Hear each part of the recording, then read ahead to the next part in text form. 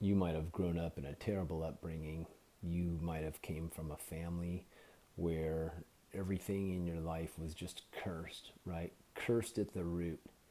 Because you were cursed at the root, what is the fruit of your life right now? What is the fruit? Depression, anxiety, right? It goes on and on and on. I want to share something with you because there's only one way. There's only one way to remove a curse from your life, especially if the curse was at the root of your life. I want to share a story with you, and I've shared this story so many times, but I'm doing it in a complete different perspective that I haven't ever done this. And I'm not sure if you've ever heard it this way either.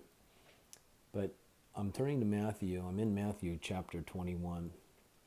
And this is the story of Jesus and the fig tree, right? The cursed fig tree. Because what? Jesus curses the fig tree. But there's something that Jesus never did. He actually never said, "Fig tree, I curse you." But he did something that Peter calls a curse. Watch this. Matthew makes the condensed version of this story in chapter 21. Starting in verse 18, it says, "In the morning, as he was returning to the city, he became hungry. And seeing a fig tree by the wayside, he went to it and found nothing on it, but only leaves. And he said to it, 'May no fruit ever come from you again.' And the fig tree withered at once. When the disciples saw it, they marveled, saying, 'How did the fig tree wither at once?'" So this "at once" means immediately it withered away. When the disciples saw it, they were like, "How did that happen? How did it do that?"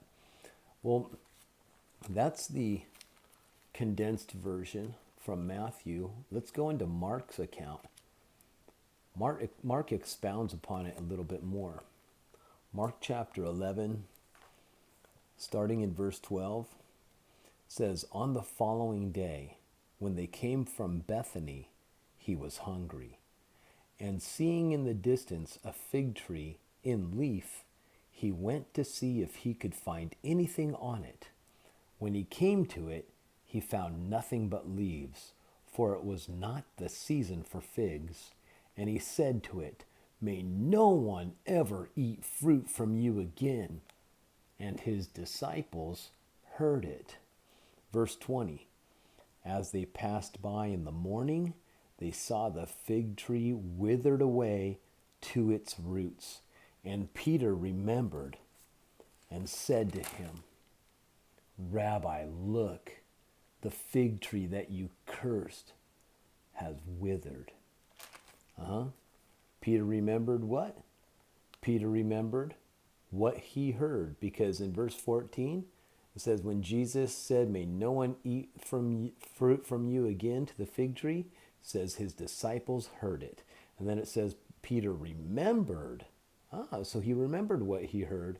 And he says to the Lord, he says to him, "Rabbi, look, the fig tree that you cursed has withered." So Peter saw it as a curse. How did Jesus curse the fig tree? Well, you got to think about this. It's exactly how maybe you got a curse in your childhood. Maybe your parents told you that you were worthless, good for nothing. You were lazy, right? You don't get anything done. And that got put into you at a very, very, very young age. And that became part of your roots.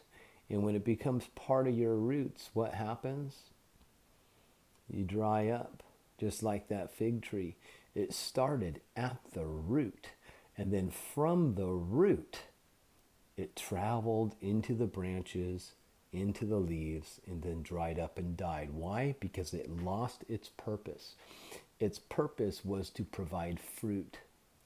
But when Jesus said, "May no one ever eat from you again," may no one eat your fruit, that means the fig tree is not going to produce fruit anymore. It lost its purpose. And so it has no other choice but to die at the root. And then the rest of its body follows through. Now, in Matthew's account, It says immediately it withered. But then it says when the disciples saw it, they were like, how did this happen? See, so in Mark's account, it was the very next day that the disciples saw it. And then Peter's like, whoa, look at that, Lord. Look at the thing that you said yesterday. It happened. That tree you cursed, it's withered. It's withered away by the root. Now, here's what's interesting.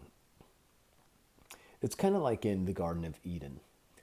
Adam was told, don't eat of the tree of the knowledge of good and evil, because on the day that you eat from it, you will positively die. Now, I don't know how old Adam was when he ate that fruit, but you know what? He didn't die till he was almost 1,000 years old. So what happened? Well, the day he ate of it, he died at the root. His spirit died. And then what happened was, eventually, his body followed. When Jesus spoke to the fig tree, that thing immediately, like Matthew says, it immediately dried up at the root. That's what withered means. It dried up. It means life was extinguished from the root. And then from the root, death traveled, and death entered its branches and its leaves until the entire thing had dried up. Just like Adam. The moment he ate, immediately when he ate from that fruit, the day you eat from it, you will positively die, and he died the very moment he ate that fruit. Death occurred, and the process of dying had begun. And even though he lived to almost 1,000 years, he positively, his body withered away just like that fig tree. Now, there's a couple things I want to share with you. See, I can call myself an ex-Jehovah's Witness because I came from the Jehovah's Witnesses religion. I'm from out of the Jehovah's Witnesses religion.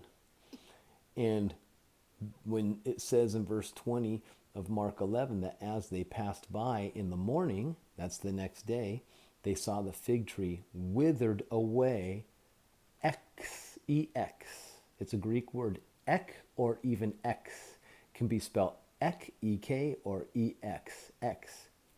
Withered away, X. And that word means from or from out of the root. So that's exactly where it began. Just like me, I began in the Jehovah's Witnesses religion, and I came from out of there. The death process began in the root of this fig tree, and then the death flowed right out of there, right, until it hit all of the tree. But the process of dying has immediately begun with the tree. There's another thing I want to share with you about this fig tree. It says, when he came to inspect this tree, he found nothing but leaves, for it was not the season for the figs. And he answered it. This is a Greek word, apokrinomai. Apokrinomai, which it means he answered the tree. He replied to the tree. He took up a conversation with the tree as if the tree was saying something to him first, and he replied to it. He answered it. So what do you think the tree was saying? You know, it says, here's the Son of God coming to the tree. The Son of God. Son of God could have said, fruit be, and fruit would have been. But he didn't. He came to inspect the tree. And it says it wasn't the season for figs. So here's how I imagine it. I imagine that the fig tree says, you know what? Okay, you're the Son of God, but it's not the right time for me to produce figs. That's what the season means. It wasn't the right time. The timing wasn't right. And the tree says, you know, I need some time. I got to get motivated, right? I'm not motivated enough. And that's what happens with us. We think we need motivation. Motivation to get to the gym. Motivation to get things done. Motivation to receive Christ in us, right? Like me, I was a Jehovah's Witness all of my life for 30 years, the first 30 years. Revelation says, the book of Revelation says, that Jesus stands at the door and he's knocking. I believe this door to be the door of your heart. so that he can travel through that doorway and enter into your most holy of holies, which is your spirit, and come in there and pull out that old root, that old spirit of death, and put in his seed, the Christ seed in you, which is his spirit. He can uproot the old and put the new in there. He stands and knocks. But what are you waiting for? That's not the right timing. Well, I got to prove a couple things from the scripture. Oh, I got to get my life right first. I got to, I'm not sure my religion might be right. I'm not ready to leave my family and friends. If I receive Christ, they're not going to accept me. Listen, I dealt with all that stuff as a Jehovah's Witness. But see, the fig tree had the presence of the Son of God right in front of it. When he is present, that means the time is now. The time is always now. Now, when he's standing at the door of your heart knocking, it means he's present. It doesn't mean he's living in you quite yet, but he's present. His presence is there, and he wants to be invited in. Are you going to be like that fig tree? It's not the right timing. I need motivation. Just give me a little time. Or are you going to do it now? Are you going to receive it now? Because I'm going to tell you what, you won't be producing any real fruit that comes from Christ if you don't have him inside of you. And there's only one way to get him in you. You don't perform for him to get it. You don't try to produce fruit without him inside of you like Jehovah's Witnesses do. You get him inside of you first, right? Let him take root. And then, in time, that life will travel through you, through your branches, into your leaves, and before you know it, you're producing fruit. And that fruit comes from Christ. You hear me? See, that's a blessing. If you were cursed at the root early on in your life, maybe it was from terrible parenting. Maybe it was from your upbringing. Maybe you were told you're worthless, you're no good, you have no value, you'll never amount to nothing. And what do you do from a young age? Well, all right, so be it. Because something was planted into your root. And that death process began. And then before you know it, everything else in your life responded to what had first happened at the root. Maybe you think, I'm so lazy, I'm so unmotivated, I don't ever get anything done. Most likely because of the roots. The roots. Your origin, your beginning. But you can get that uprooted today. You can try to do all this work on yourself, clean up your life and all that. That's kind of like chopping weeds in your garden. Just mow them down and they'll go away. But you know what? That weed still has a root. The only way to remove it is pulling that death, that weed out from the root. You can surface clean all you want, but it's still going to come back. You might not see it at the surface, but it's still inside, in there. Just like Adam, maybe he didn't see the death of him at the surface. Hey, today I didn't die. But guess what? In his roots, the death process had begun. So if you received a curse in your life, you can remove that curse today. You can remove false beliefs about yourself, uproot all those old weeds in your life. But the beginning, what you really got to do is get a new root planted in you, that seed of Christ in you. And then as that Christ seed grows and grows and grows all throughout, that life spreads throughout your garden. Now you can remove all those other weeds and junk, that residual stuff, and toss it out, like listening to this video today. It's a way of helping you to uproot those false beliefs that you believed about yourself, that you believed about God, that you believed about love, right? All of it. That's the only way to get rid of that curse, you guys. All right, I hope this message has blessed you. Thanks for watching. Hey, I should get a new phone pretty soon.